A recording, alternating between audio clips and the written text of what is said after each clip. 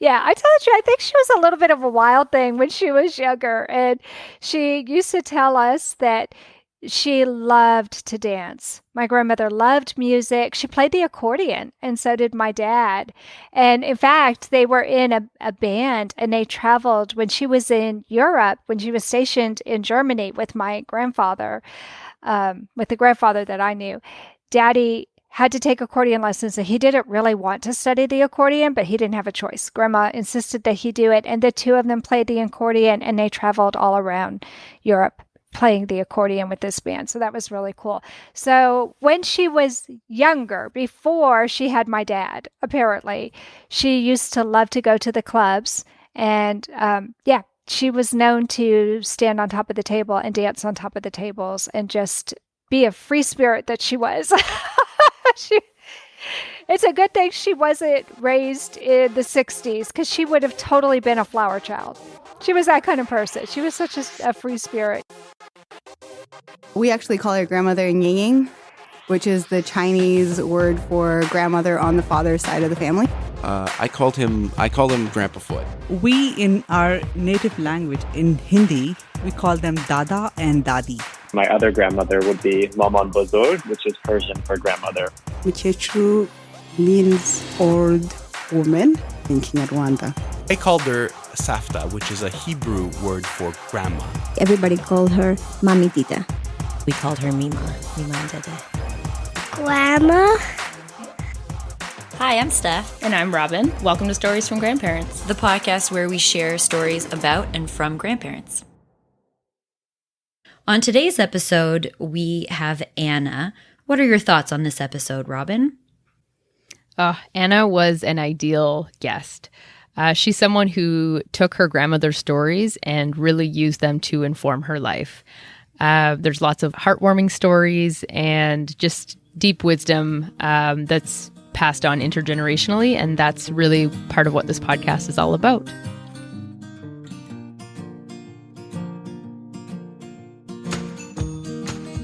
Well, I'm so sorry that my grandmother wasn't alive when I was podcasting, because she would have been so perfect to go on a podcast. My grandmother was sharp as a tack until the day she passed, and she would have been so much fun to interview. But when she passed away, podcasting was not a thing yet. So it was a little bit, too advanced for her. Because when I first started almost 8 years ago, we didn't call it a podcast back then. We called it an internet radio show. Oh. So that shows how old I am. And what's your podcast about? What's it called? My podcast is called Heart to Heart with Anna. And my son was born with a congenital heart defect. So my podcast is for the congenital heart defect community. And I talk to doctors and nurses and heart warriors. That's what we call our people who were born with a heart defect. There's heart moms, heart dads. So I just interview people all over the spectrum, and we talk about everything under the sun, from transplantation to specific kinds of heart defects to how COVID is affecting people with heart defects to you name it. And I just love it. I get to meet the most interesting people. It is so much fun. I was thinking, man, I wish I had interviewed my grandmother. My grandmother was 86 when she passed away. Oh, wow. And that was 13 years ago. She was something. She had so many amazing stories to tell. And that's why when I saw you saying that you all were interested in people coming on the show, I thought, oh my gosh, my grandmother told so many stories that it would be fun for me to share stories from my grandmother and how her stories impacted my life. Yeah, well, let's get into it. What story do you want to start with? Well, first, let me tell you her name because I think her name is really unique. My grandmother's name is Florina, which I don't know anybody else named Florina. Are there any people in Ottawa that you know of named Florina? Not that I know of, no. Okay, she was French Canadian. but not Oh, from your part of the world. okay. Her family was from Rhode Island and up in that part of New England, and so up in that part of Canada. I don't know exactly what city in Canada. I'll have to go see if I can find out. I know my aunts have more information about her, but when she was a little girl, she was sent to school in Canada, and then she would come back home because she went to a convent to go to school, which is Oh, really different. yeah. But I guess it was very common way back when my grandmother was born. She was born in 1920, and she was a Catholic. Oh my goodness, she was a very staunch Catholic. She really believed how important it was for everybody to have their religion. And the only time that I went to church when I was a little girl was when Grandma would take us. And she was really pretty strict about that. But, excuse me, the stories that I remember the most about my grandmother telling me were ones that she told me after she moved to Texas. And she lived in the same town. She moved here because we had moved here. And by then she was a widow and she didn't want to be all by herself. All of her children were grown and she decided to move near my father. My father was her firstborn child and I was her oldest grandchild. So I felt really blessed that I got a chance to know her, and she was a very independent woman. In fact, when she was first married to my grandfather, she was kind of a rebel, and she went off and married this gentleman. And I don't get the feeling that she knew him as well as maybe she should have. And she got pregnant with my dad right away and had my dad. And unfortunately, my grandfather had a gambling problem. Oh, And he was abusive to my grandmother. So she would tell us stories about how he treated her. He even locked her in a closet one time. And oh, so even though it was only in the 1940s and my father was just a little boy, my grandmother left him and she went oh, back home to live with her mother. And she and her mother butted heads quite a bit. So it was not an easy decision for her to do that. But that really made an impression on me. And so I went to college and I didn't date much when I was in high school. I was extremely focused. I knew I wanted to be a teacher.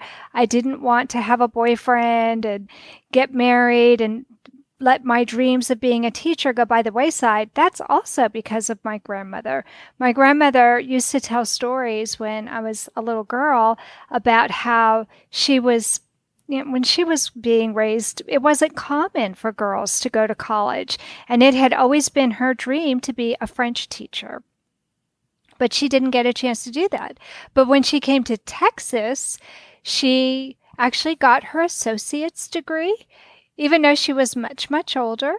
And then she became a teacher's aide. And that just meant the world to her. But getting back to the story about where she left my grandfather, when I went off to college, my first year of college, I was so busy that I didn't really do much dating. But the second year, I went to a couple of dances and I met a young man and thought I fell in love with him. And 3 years into our relationship, he started to be abusive to me.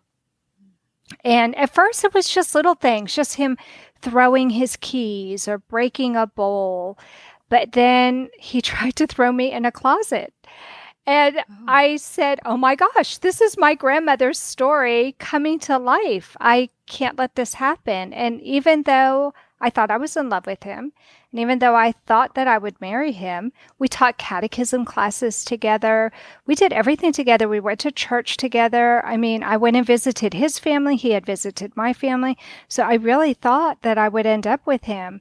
But when he locked me in a closet, and then one other time when he attacked me, I knew that I just couldn't do that to myself because I would find myself in the same situation my grandmother found herself in.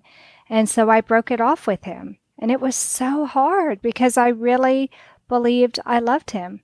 And I think for the first time in my life, I really understood how battered women can keep going back to their husbands because you're made to feel that you did something wrong to deserve that. And he said to me, well, if you would just marry me, then I wouldn't be so frustrated.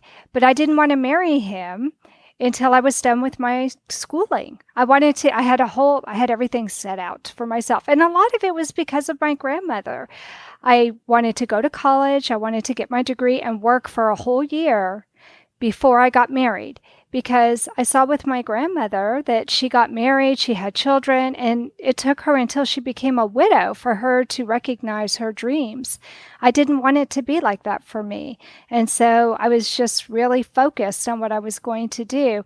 And I came to realize, no, it was not because I wouldn't marry him that he was that way. He had issues.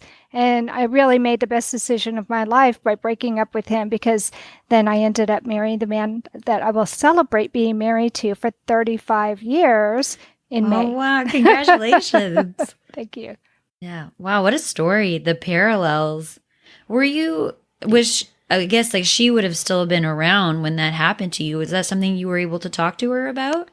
I think that at the time I was ashamed, because he did try to make it seem that it was all my fault that he treated me the way that he did.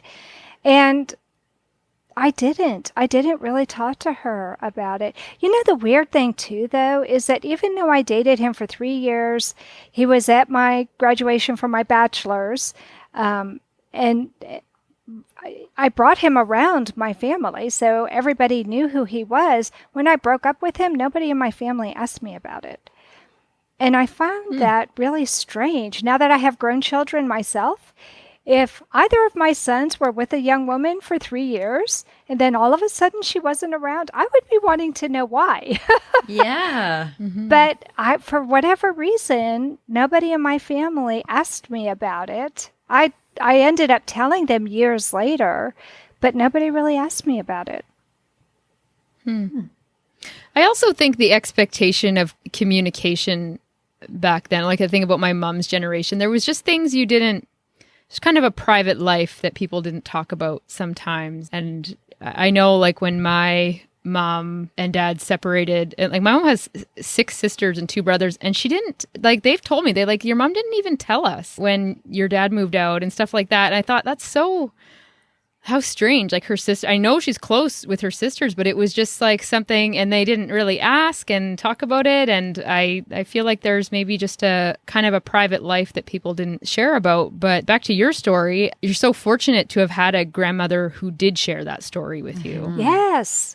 I wonder if she didn't, if the outcome might have been different, or if they're just like, and like you said this in your form, which was so poignant about the importance of sharing stories and what we learn from them and the life lessons we can take from them. And I wonder if she didn't share that with you, if the outcome would be different. I have a feeling it would have been, because I didn't have much experience with men. I hadn't dated very much.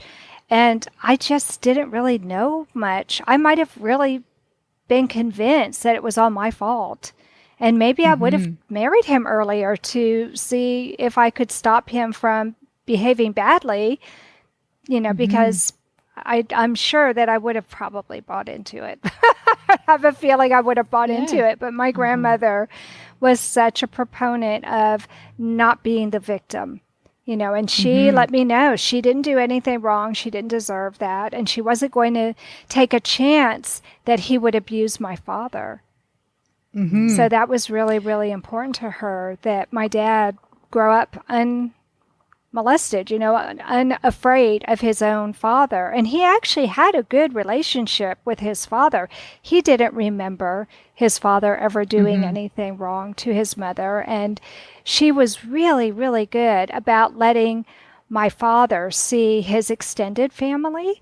In fact, it's so funny, because it's really interesting what you said about your family not talking about certain things, because as interesting as it is that she did tell me that story about why she broke up with my grandfather, there were so many things that she didn't talk about. So for example, She had my father with her first husband. Then she married again, and it was wartime. It was in the 1940s. And the man that she married was a pilot who got shot down. So she was only married for 6 months to this man before he passed away. And so then she married again, and she married the only grandfather I knew.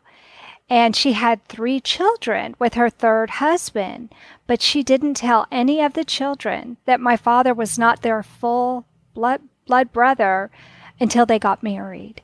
She kept that a secret from them because I guess she didn't want them to treat him differently. And so she kept that a secret. So isn't it interesting that she would keep that information secret from her children, and yet she divulged something so personal to me and my sister? I don't know why she did that. But your dad knew, he knew growing up that he had a different father than his siblings. He knew, he remembered because, that was the funny thing. So she didn't tell my aunts or my uncle that dad was not their full brother until they got married. But she took them all to see my father's grandparents. So my aunt told me that she thought everybody had 3 sets of grandparents. And it wasn't until my grandmother told her that dad was the product of another marriage that she realized, oh my gosh, that's why everyone else only has 2 sets of grandparents. It was a puzzle to her until my grandmother finally told her that no, not all of those grandparents were really her grandparents. They were my dad's grandparents. That would have been really interesting. When it's so I don't even know what word to use. I guess interesting for the lack of a better term, but that she would be so secretive about some things and not others. And I mean, I grew up Catholic, so I guess maybe I'm projecting a little, but I wonder how much of it is like what you're supposed to feel shame about. I have to assume like divorce, is not something that's technically even allowed in Catholicism. Exactly. So I wonder, like, did she ever talk about that? Like if there were any sort of social repercussions to leaving her first husband? Well, there were. She couldn't receive communion. Oh, like the rest of her life? She couldn't receive communion until he passed away because in the eyes of the Catholic Church, you can't get remarried unless you get it annulled. I don't know if she got it annulled or not.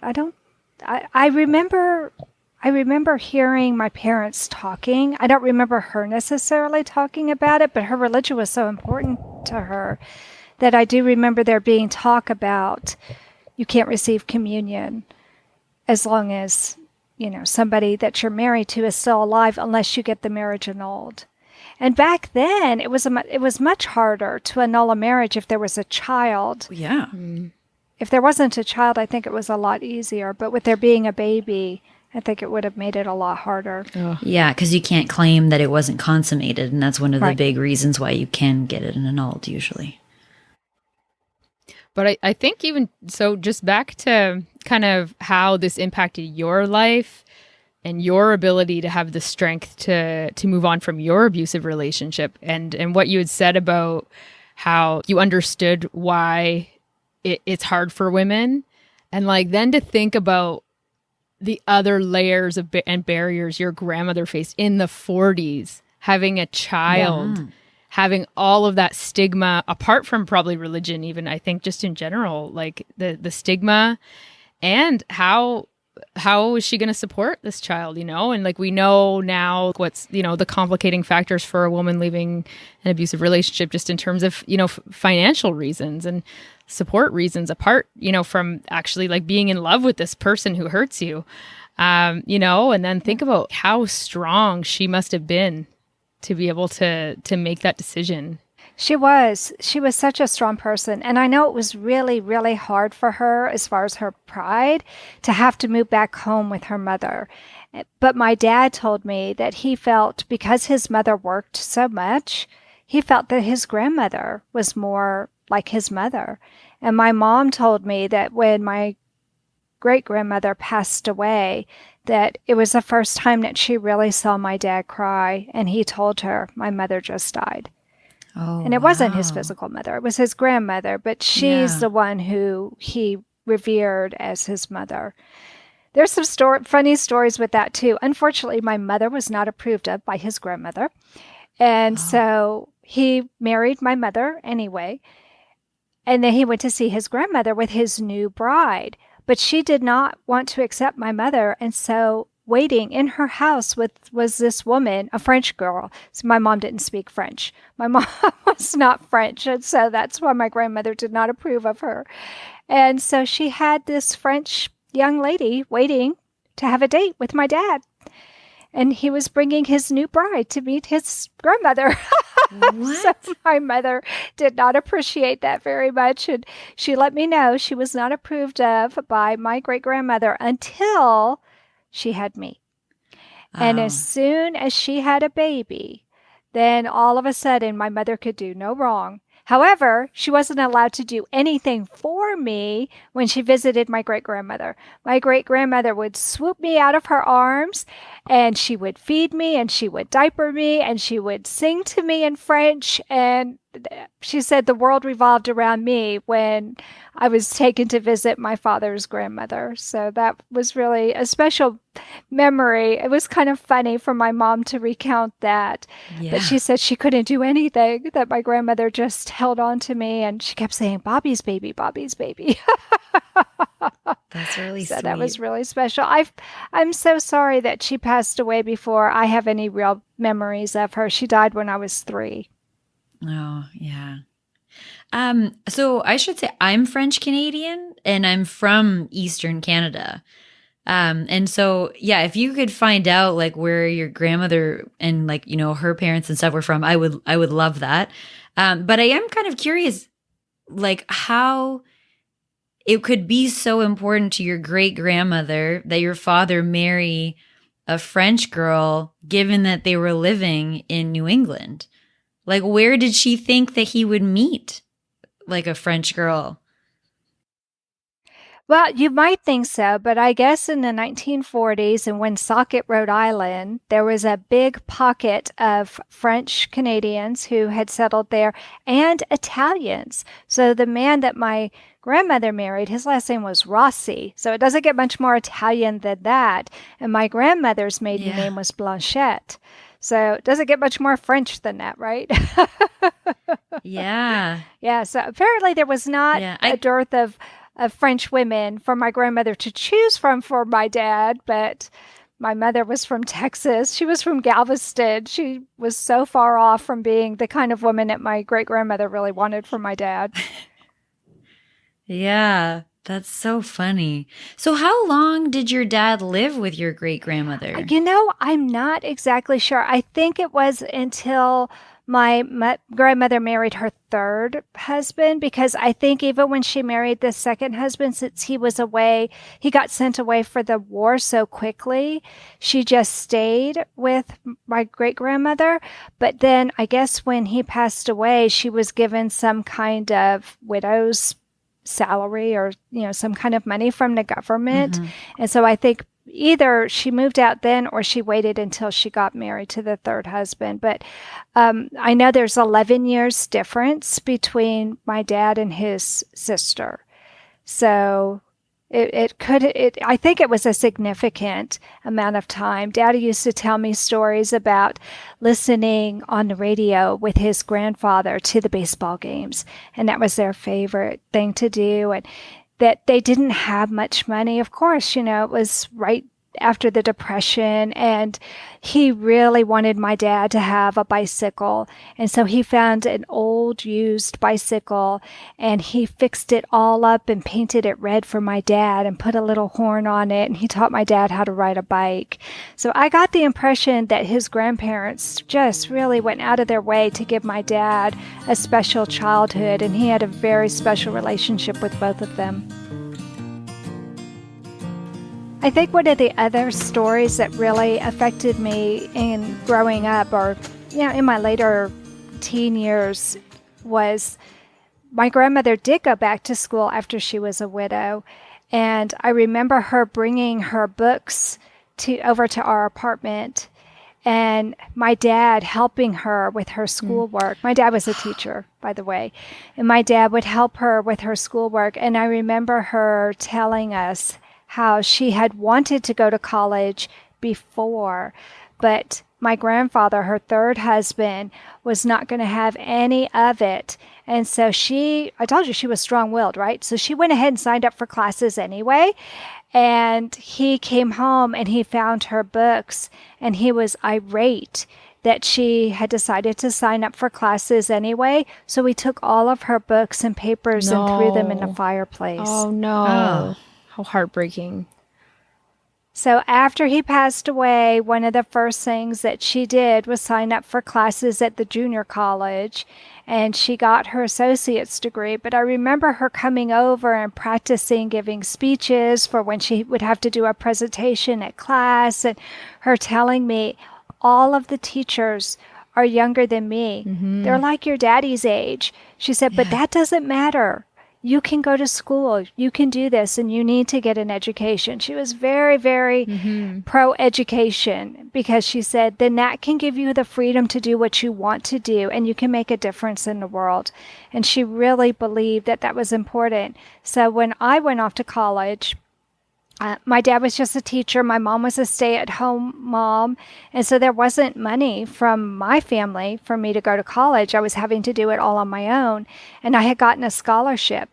So I remember my grandmother taking me out to lunch one day. I was working at a bookstore to earn money to go to college, and she came and she said, can you take a break and I'll take you out to get a bite to eat? So I said yes, and I went and sat at the cafeteria with her, and she said, I want you to know how proud I am that you got a scholarship to go to college, and I want you to promise me that you will finish. She said, if you have financial problems, you come to me. Wow. Do not drop out of school. And that really meant a lot to me, because there were times that it was really, really hard. And I wondered if I was going to have to drop out of school. But I knew that before I would go that last step and actually drop out of school, I could contact my grandmother, and I knew she would help me out. School really represented something to her. Hey? It did. It did. And she was so proud of my dad for having a bachelor's degree. And then she was alive when he got his master's degree. She came to my graduation ceremonies and saw me get my bachelor's and saw me get my master's degree. And I think that was kind of like a feather in her cap, that she instilled in us the value of that education. And I helped her realize her dream. So she had told me ever since I was a little girl that she wanted to be a French teacher. So I decided to homeschool my children. And when they were old enough, I said to my grandmother, okay, I think they're ready for French lessons. And she said, I can't do that. I haven't spoken French in decades. I'm not going to remember what to do. And I said, Grandma, these are going to be baby words. We're going to teach them how to count and their colors and things like that. So I wrote up the lesson plans. I had taken French in high school. So I wrote up all the lesson plans with all the words that I wanted her to teach them. And I went to some used bookstores and found some children's books in French. And I brought them to her, and she would sing them songs in French, and she taught them their numbers and their colors and basic words in French, and then she would read them the storybooks. And I remember there was one storybook that I had found that talked about giraffes, and how giraffes have such a long tongue. I don't know if you know this, but we learned this in French, that they have such a long tongue that they can clean out their ears with their tongue. And it had this picture of a giraffe cleaning out its ear with its tongue. And my grandmother was so tickled by that, that when she went to visit my aunts, she said to them, did you know that giraffes can clean their own ears with their tongues? And they were talking about something totally different. They almost fell on the floor laughing, and they said, Grandma, because everyone called her Grandma, Grandma, what are you talking about? And she told them how she was teaching my children French. That's awesome. She sounds like a great lady. She was. And if you ask my children, Grandma's the one who taught them how to curse. Grandma knew all the best bad words, and her bad words, thankfully, weren't really, really bad words. But she, the funny thing was that she used some words as terms of endearment. Oh yeah, like And what? so my kids thought that was really, really funny. Oh, she'd say, I had two little boys. They were very active when my grandmother was very much older. And so they would literally run circles around here, and she'd reach out to grab one of them and she'd say, "Come over here, you little shit." And she really meant it in a sweet way. Yeah. But that was the kind of thing that she would say. And then they would use that word, and I'd be like, "You're not allowed to say that. That's a bad word." And they'd say, "But great grandma Yeah. said it." Yeah. So, yeah, great grandma, she, she just did what she wanted to do, and there was just no holding her back. She was very authentic in that way. And that's one of the things I think that I really loved about her, and I miss so much. She just traveled a lot, and she was always talking to us about all these different people that she met, and she was great at writing. She kept pen pals. She kept in touch with her friends from the time she was 4 years old. There were 4 or 5 little girls. I think it was 4. And they all had these cute little nicknames for each other. They were all French. I don't remember what all the little nicknames were, but she had kept in touch with them all her life. And I remember when she was, I guess, about 84, one of her dear friends passed away, and I remember her telling me about it. And she was not somebody who shared tearful things very much, and so I could tell it really, really bothered her. I guess it was when we were doing some homeschooling activities, and she had gotten the news, and so I said, "What's wrong?" I could tell something was wrong, and she told me that one of her dear friends had passed. And when she was on her deathbed, she said to me, "All of my husbands have passed away. My uncle, my father's younger brother, had passed away. His son had passed away." And she said, "I think it's time." I mean, I really think she was at peace. When she did pass away, I think she was at peace because she knew she was going to be with all those other people she loved so much. Losing my cousin was the hardest thing for her. And we didn't know how hard it was because she kept so many things bottled inside of her. But when we were cleaning up her house, every single year she had a mass said for Casey, for my cousin, every single year. So we found mass cards all over the house. It was so funny. In all these different drawers and nooks and crannies, we found these mass cards being said for my cousin Casey. And that really, really meant so much to her. And I didn't realize how hard it was for her to lose a grandchild. And then I had a son born with a congenital heart defect. And I remember after he survived his first surgery, I remember her coming to me and saying, "Anna, I want you to know if anything were to happen to Alex, you don't have to worry about his burial." And that kind of took me aback. And I said, "I'm sorry, what do you mean?" And she said, "Well, I prepaid for my funeral services. And if a grandchild dies," she said, "then my funeral home will take care of the burial for my grandchild." And so my husband and I made it a goal of ours to prepay our funeral expenses. And when we went and did that, we were signing all of the paperwork. The funeral director let us know that there was that clause in our contract as well. And I said to my husband, I said, "Oh my goodness, I remember my grandmother telling me that should a grandchild of hers pass away," and I don't think that was the case when Casey passed. And I think Casey's passing was a real financial hardship. It was very unexpected. He was just a little boy. He was only 4 years old. He died of stomach cancer in the 1970s. So it was very, very unexpected. And I think that really made an impression on her, so that later in her older years, she decided to go ahead and prepay for her funeral arrangements. And it really was important to her that if any other grandchild should die, And my child was not her grandchild, it was her great-grandchild, but apparently Yeah. that was Oh, also wow. covered in her Wow. policy. And at my grandmother's funeral, we all had different areas of the funeral parlor where we had mementos from my grandmother, and we were all walking around telling stories. And I had some books where my grandmother had actually written some stories. So I had laid them out so people could read her stories in her own handwriting. And my aunt said, "Where's the giraffe book? We have to see the giraffe book. We heard all about it." What a nice thing to do. Yeah. That's really like cute. at a funeral, Yeah. like to have those different mementos and things. Yeah. Oh, she was such an amazing person. She played something called shoot, what was it called? It's this itty bitty teeny tiny harmonica. I can't remember what it's called. There's a special name for it. So she did that, and her fourth husband, who she met when she came to Texas, she had decided that was it. She'd had 3 husbands, she'd raised her children, she had grandchildren, and then would you believe it? She fell in love with, she told us, the true love of her life. And he was just the sweetest man.